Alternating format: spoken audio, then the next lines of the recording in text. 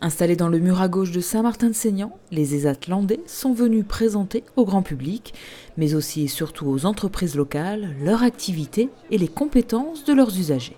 On a un gros travail de communication à mener auprès des entreprises pour la reconnaissance des personnes que nous leur proposons et des services qu'elles peuvent leur rendre. Je crois qu'on doit travailler sur le terme de reconnaissance de qualité du travailleur handicapé, ce qu'on appelle plus vulgairement la RQTH. Et ce problème de reconnaissance et de qualité fait défaut peut-être aujourd'hui au sein des entreprises et effectivement demande une démarche spécifique pour les managers d'entreprise pour accueillir un public en situation de handicap psychique. Le forum a donc pour objectif de créer des liens avec les entreprises en faisant tomber les a priori sur ces travailleurs handicapés.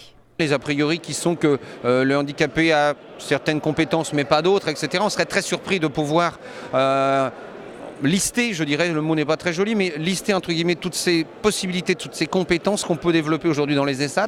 On a une vingtaine de métiers possibles souvent dans nos établissements qui vont de l'ébénisterie aux pâtissiers, etc. Et les savoir-faire sont très nombreux. Mais souvent on est dans la méconnaissance, dans le relationnel. Aujourd'hui j'ai un entrepreneur qui vient de m'interpeller tout de suite en me disant est-ce que vous faites de la blanchisserie? C'est peut-être l'un des plus vieux métiers des ESAT et oui on fait de la blanchisserie. Je ne le savais pas, je ne savais pas pourquoi, où vous étiez. Donc ce manque d'information est cruel. Le forum ou ces rencontres entreprises ESAT, c'est fait pour ça.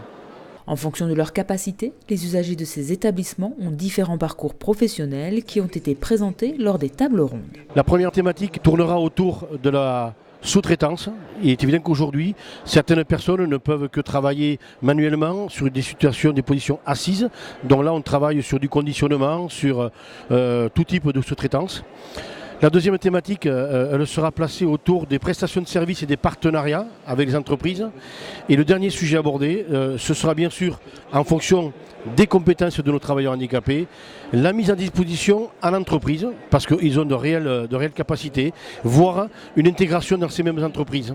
Des embauches pas assez nombreuses pour désengorger les ESAT du département. Les établissements landais accueillent plus de 700 personnes et malheureusement, tous ces établissements sont saturés aujourd'hui.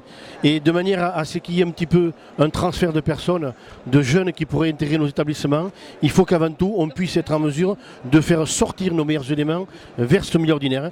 Et c'est pourquoi aujourd'hui, nous tendons un petit peu la main à ces entreprises de manière à ce qu'elles puissent éventuellement embaucher les meilleurs ouvriers que nous avons.